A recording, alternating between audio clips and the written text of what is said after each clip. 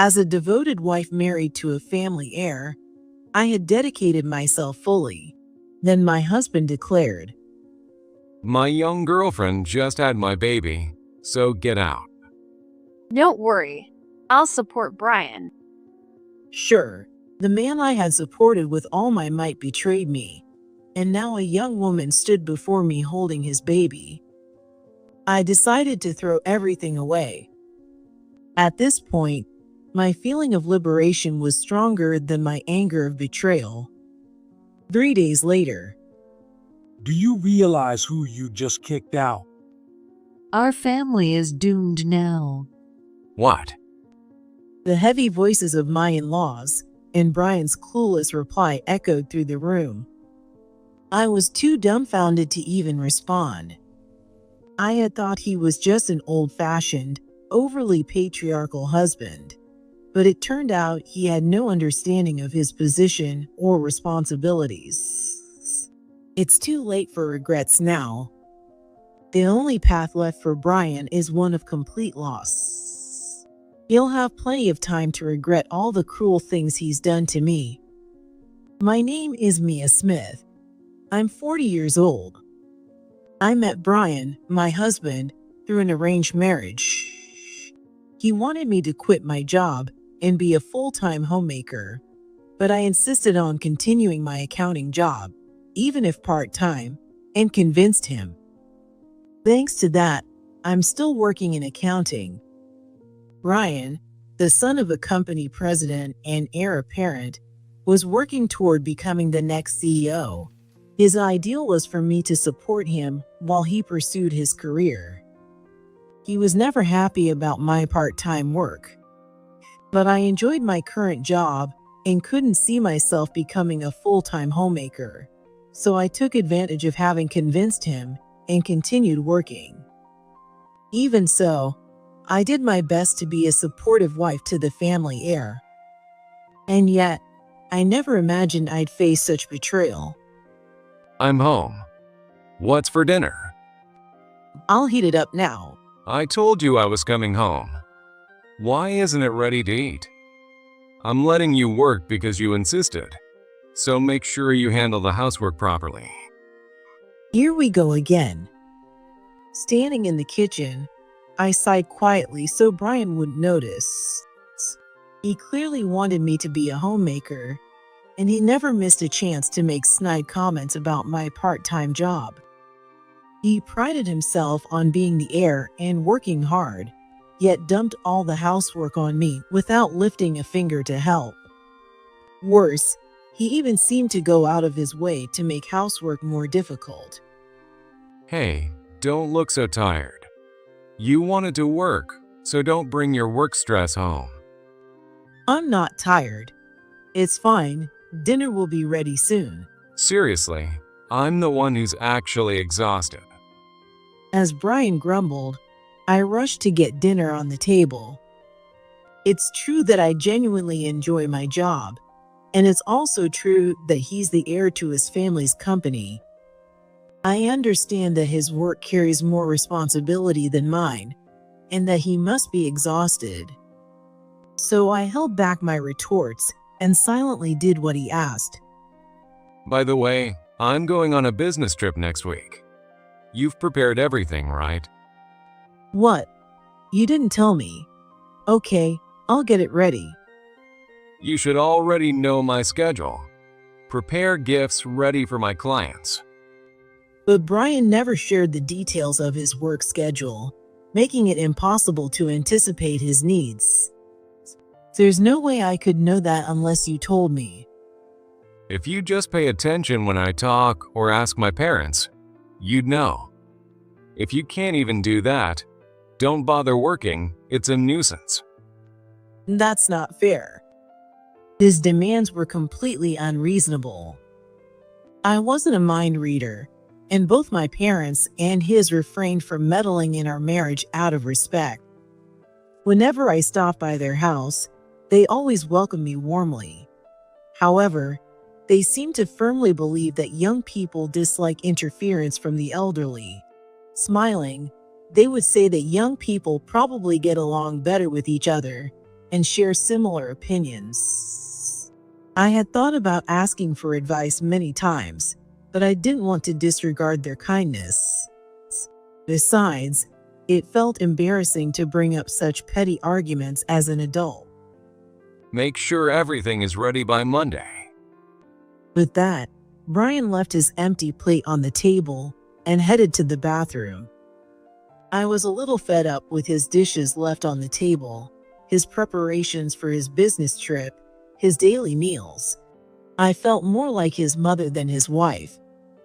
Of course, it's probably part of a wife's duties, but with Brian's self-centered behavior, it only amplifies the feeling of being a mother.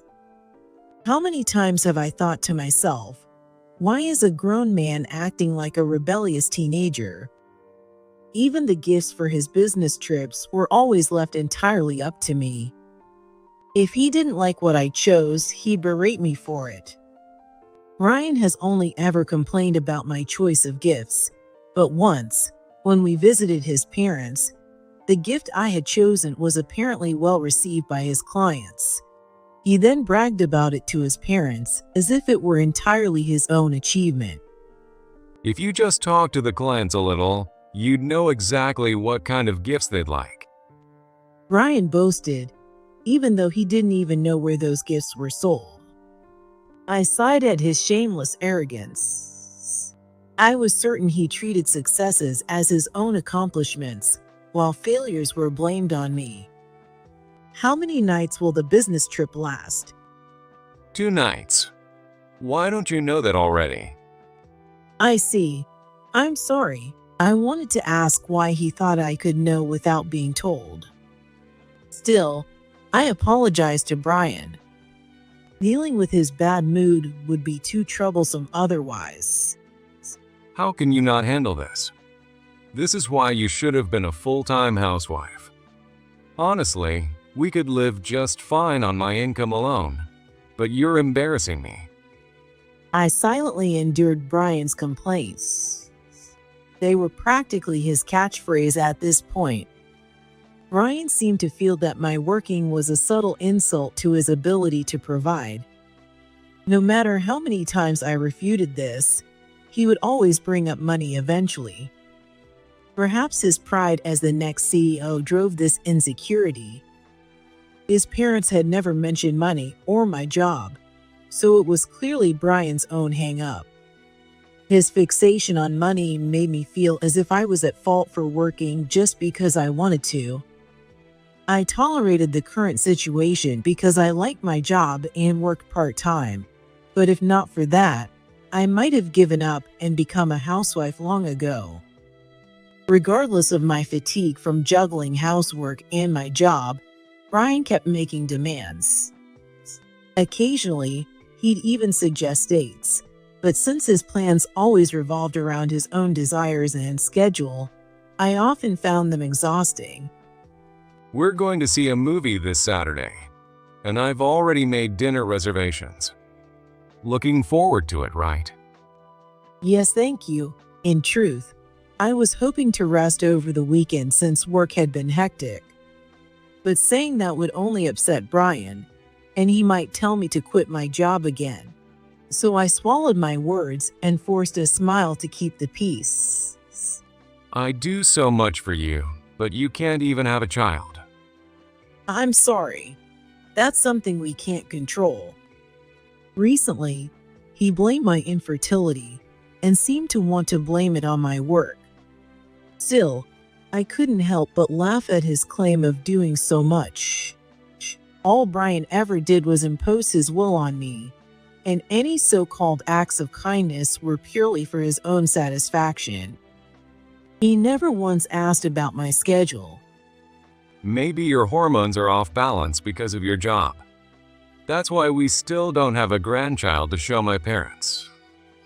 I'm sorry. I'll go for another checkup next week.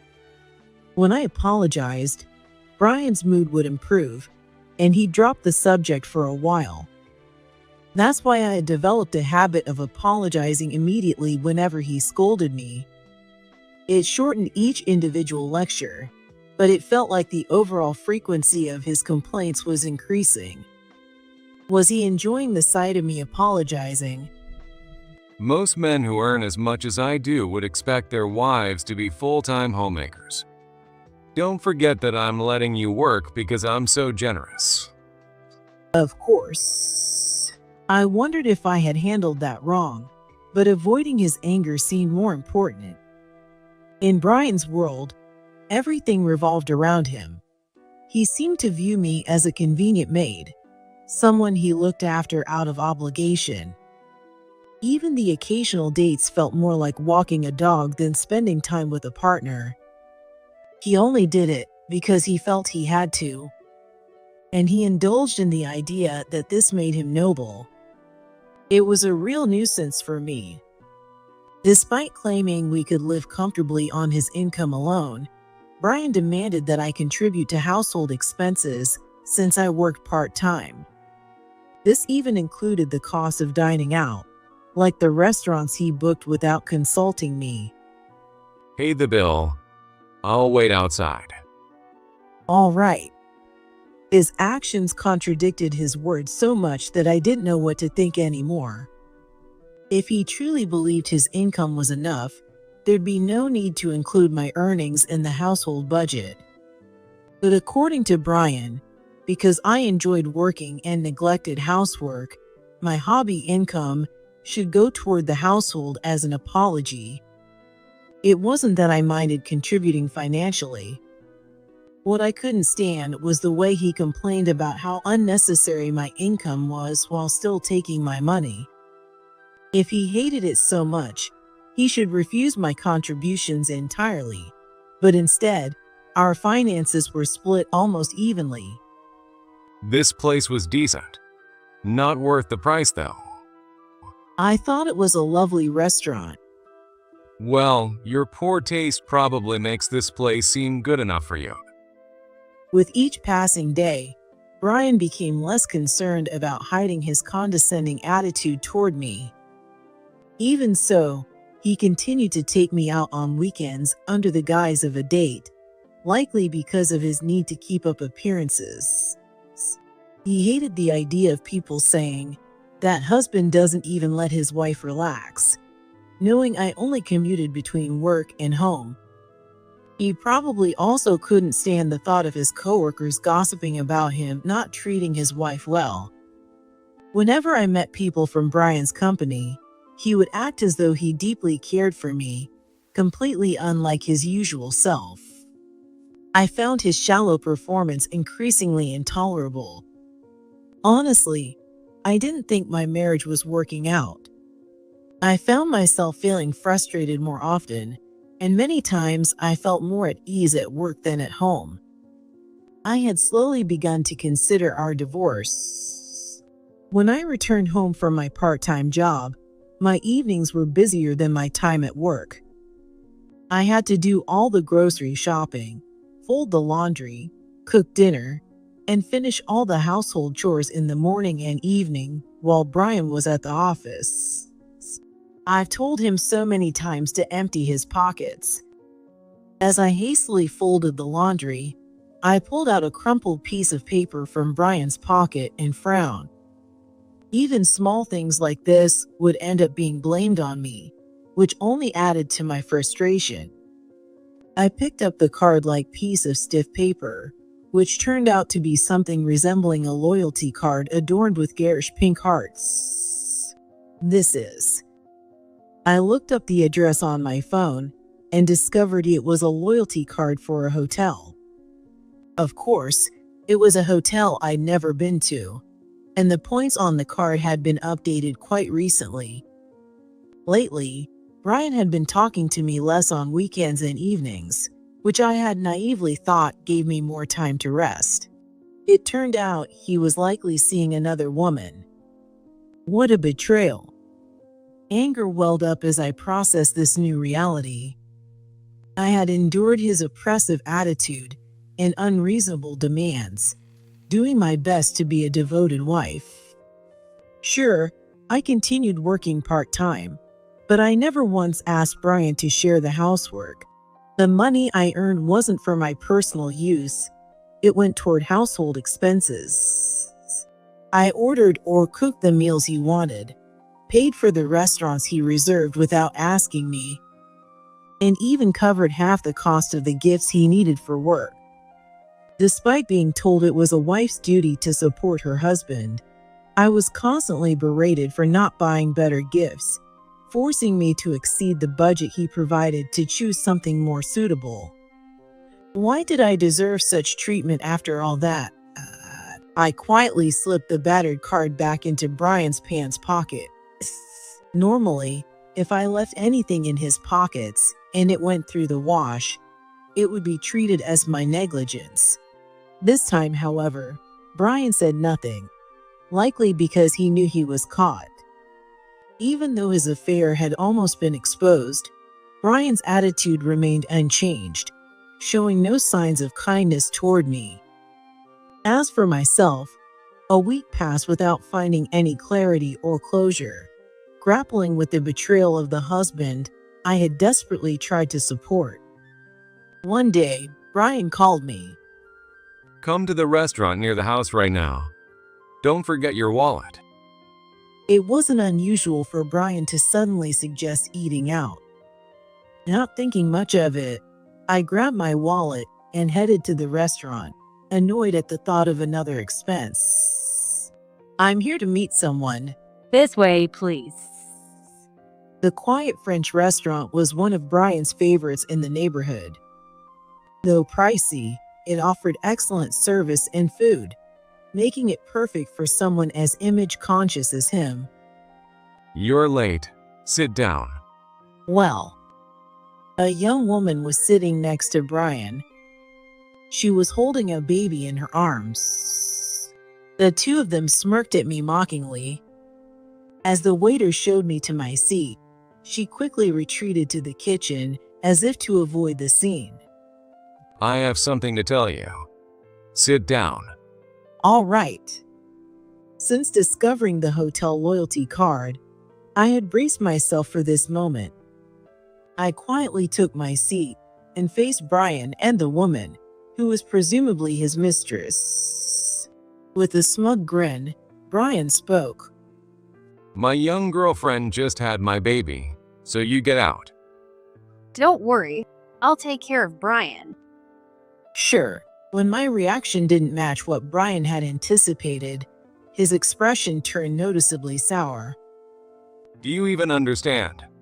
I'm going to remarry Kate, so you and I are getting a divorce. So it seems. Is this Kate?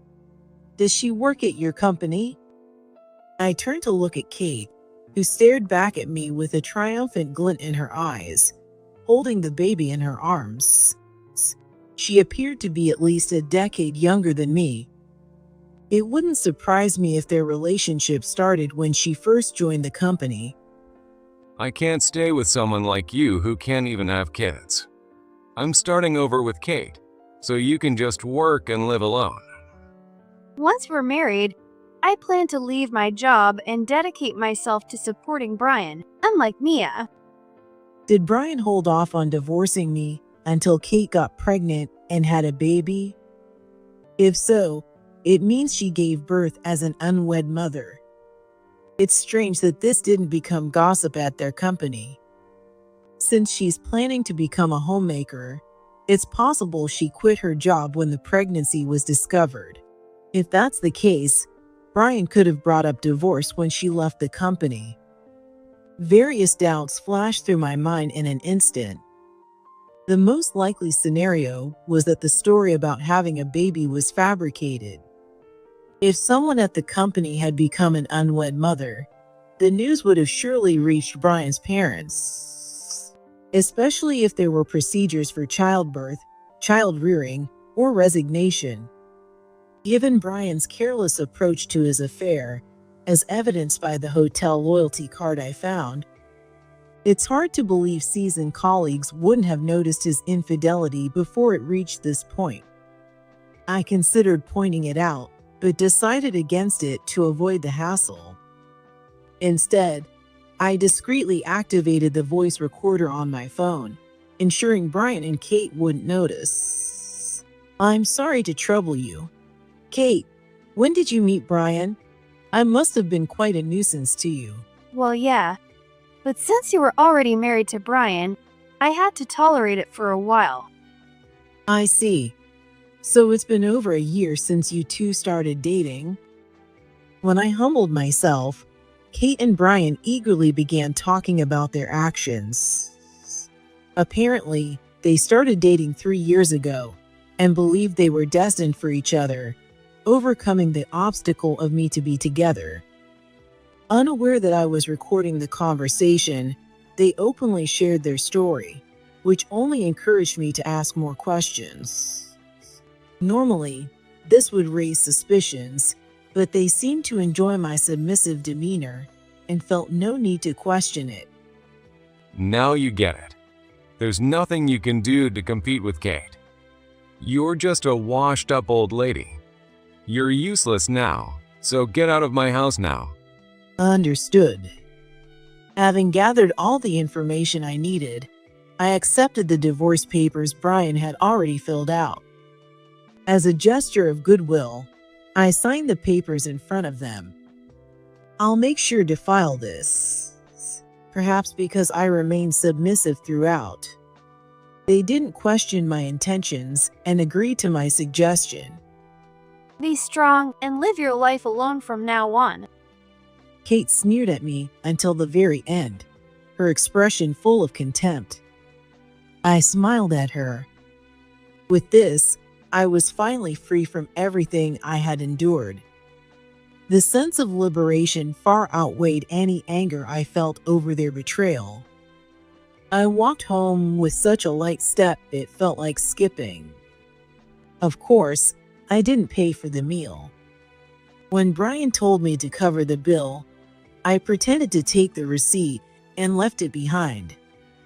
There was no reason to pay for the meal of someone I was about to divorce. 3 days later, after I had returned to my parents' home, Brian called me. Hello, what is it? Get back to the house right now. Stop wasting time. His sudden shouting made my ears ring. His tone was more overbearing than ever, and I couldn't help but feel irritated. You're the one who told me to leave and get out of the house after the divorce. Why should I come back now? Don't talk back to me. Just come back now. It was pointless to argue. Honestly, I didn't want to go, but if I didn't, he'd keep calling. Worst case scenario, he might even show up at my parents' house. To avoid that, with a deep sigh, I gave in to his demand. I'm no longer working part-time, so I won't be able to come until after 6 p.m. What? Get here earlier. I have. Goodbye. Cutting him off mid-sentence, I ended the call. How long does he plan to treat me like his servant? I was too exasperated for words. He can regret this all he wants. It was likely his parents had said something to him, which explained his panic. But it was too late for that now. The only path left for Brian was one of ruin. True to my word, I headed to Brian's house after 6 p.m. Hello. I greeted quietly as I stepped into the entryway. From inside the house, I heard the voice of my father-in-law, Robert. Do you even realize who you kicked out? Our family is doomed now. What? The heavy voices of my in-laws clashed with Brian's clueless response. Kate was likely inside as well. I didn't hear the sound of a baby crying. It didn't seem likely the baby was simply asleep. As I suspected, the claim of her pregnancy and childbirth was likely a fabrication. Wait a second. Why would the family fall apart just because she left? She's just some part-time lady, isn't she? I've already told you that Nia's family is one of our business partners. How could you call her just a part-time lady after hearing that? My mother-in-law, Susan, let out a voice that was almost a scream. Well, she wasn't wrong. Even I was too stunned to respond. I had assumed Brian was just an old-fashioned, authoritarian husband, but this showed he didn't understand either of our positions. Then again, I'd suspected he had little understanding, but I hadn't anticipated he was this ignorant. Mia stopped working part-time after the divorce and now holds a managerial position at her company. She's responsible for accounting there. While she was part-time for a while, that was thanks to you. Susan let out a heavy sigh as Robert spoke. Well, it was true. Because of my divorce, my part-time stint ended sooner than expected. I couldn't help but chuckle at Robert's ironic tone. Thanks to him, I was now slated for a promotion soon, as originally planned before I got married. I didn't want to think of this situation as being Brian's doing, but framing it that way would certainly make him more upset. As expected of Robert, Robert knew his son well. Mia will soon be involved in managing her company, and because of your actions that damaged her credibility, it wouldn't be surprising if her company cut ties with ours. Why? Work and personal life are separate. Anyone who mixes the two is incompetent. Coming from someone who got involved with a coworker, that argument holds no weight. Robert's retort was spot on. Brian faltered under his father's fierce tone, struggling to find words. Given his knack for self-justification, he was likely coming up with some weak excuses.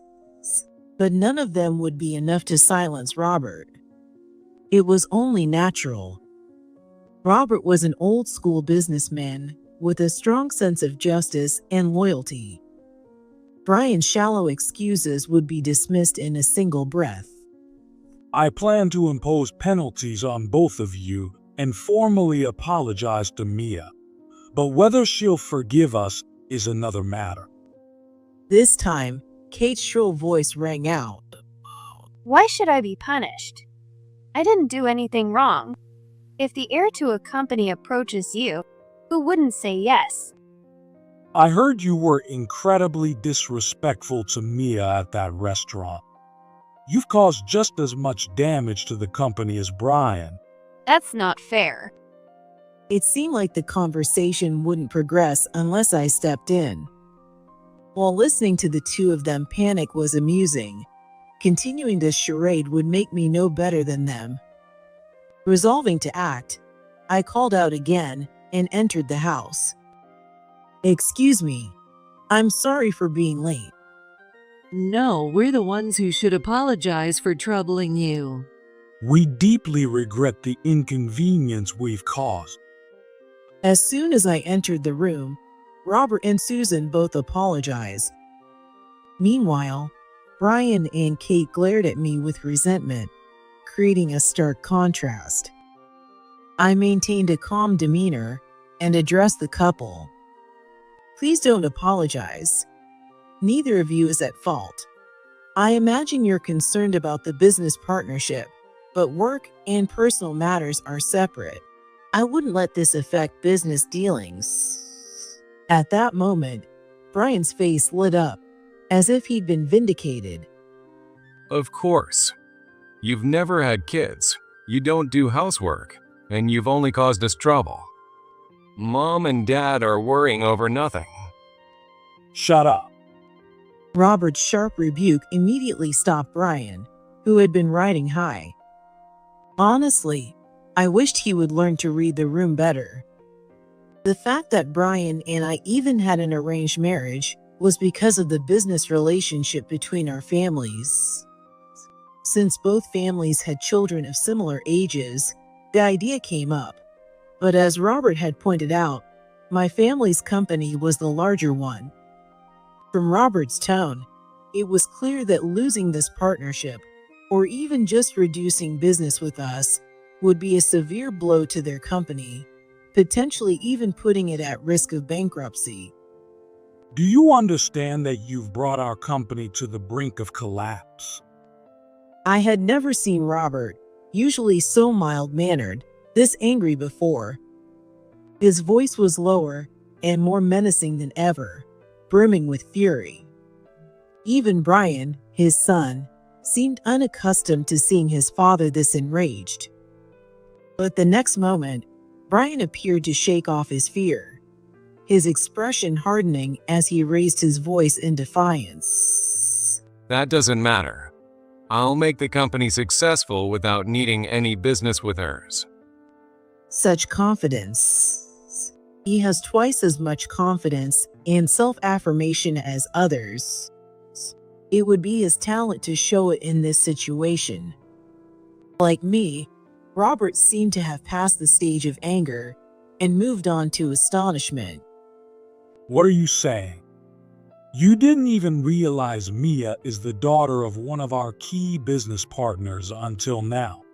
There's no way you can pull this off. While Robert raised his voice in frustration, Susan looked at him with an almost expressionless face. I've already decided to hand our company to someone else. I've been saying for some time now that leaving it to you would risk the livelihoods of our employees. For someone as responsible as Susan, that would indeed be her greatest fear.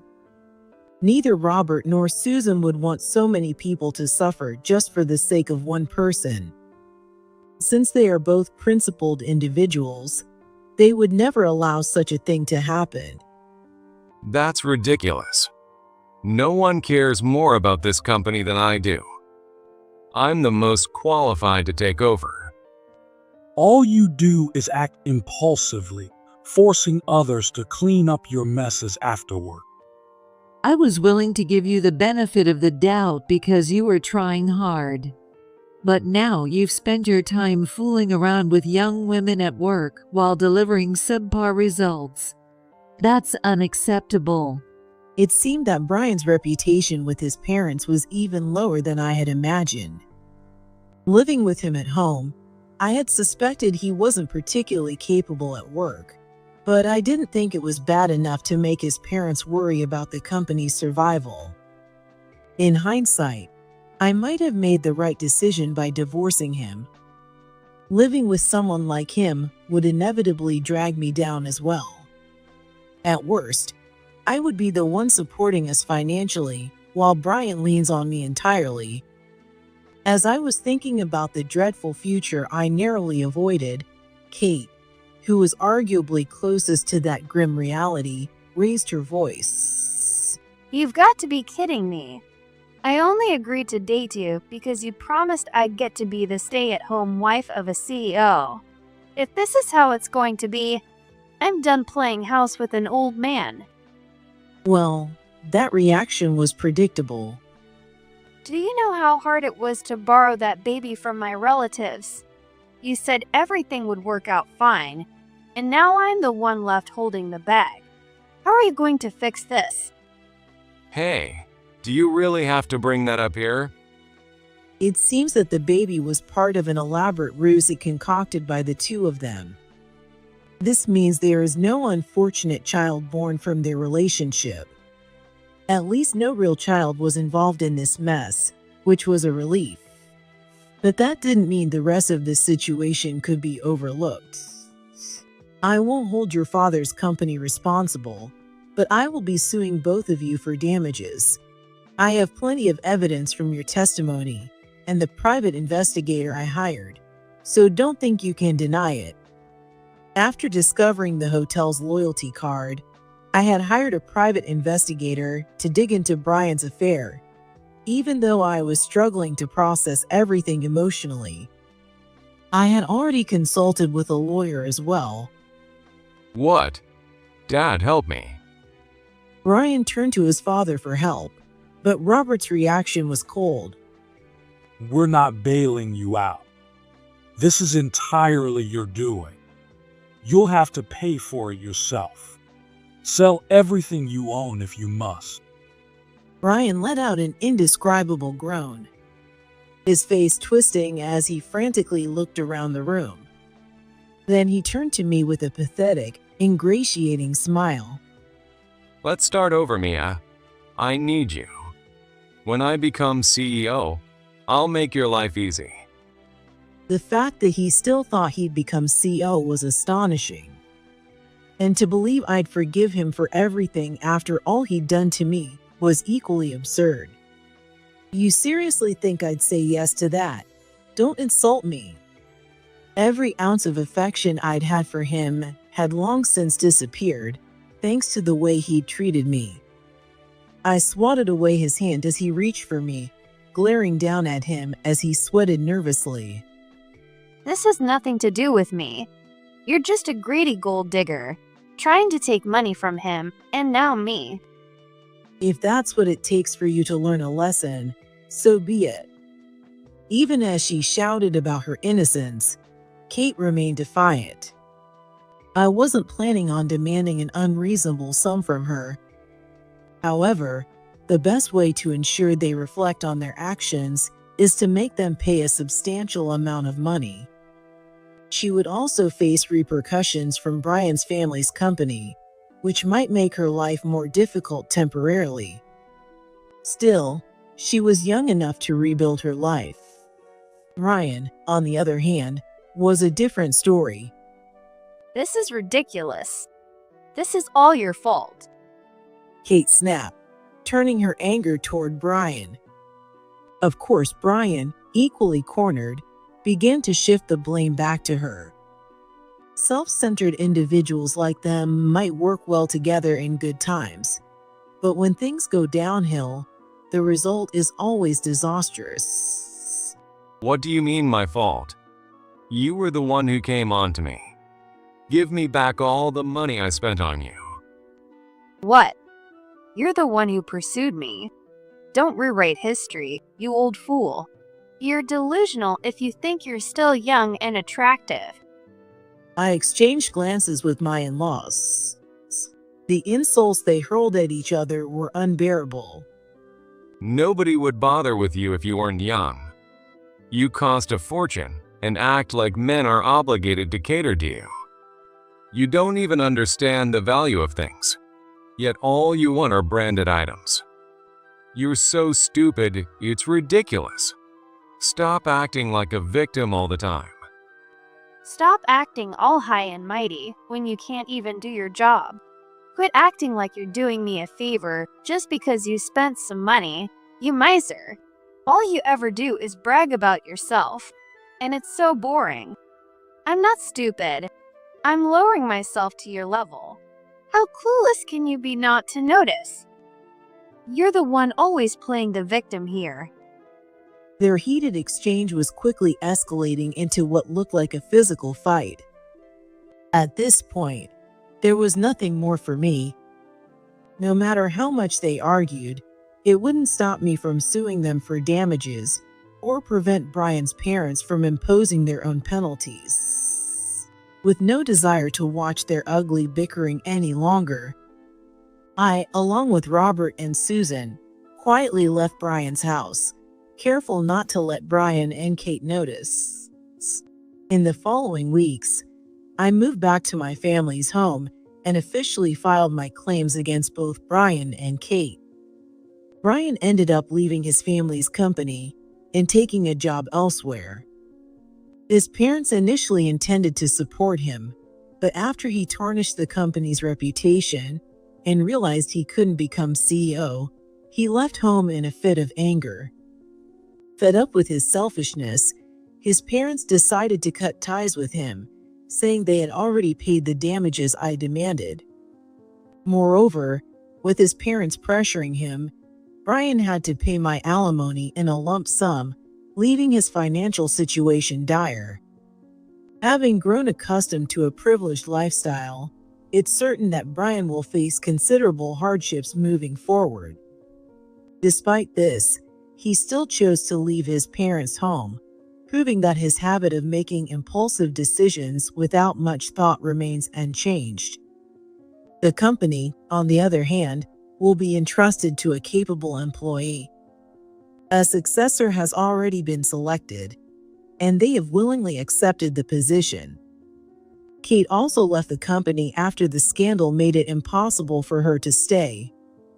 The damages I claimed from her were minor, and she managed to pay them off by selling the gift she had received from Brian. However, she had spent all her previous earnings, and with Brian no longer bankrolling her lifestyle, she's facing her own financial struggles. Meanwhile, I've secured my divorce from Brian and taken on a management role at my family's company.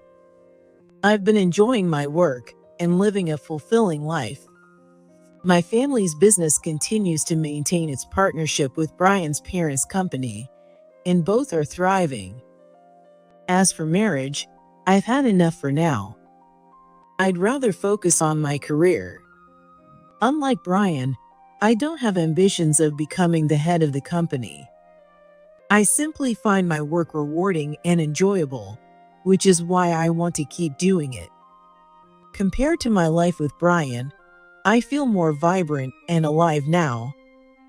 I plan to live my life freely, following my own path.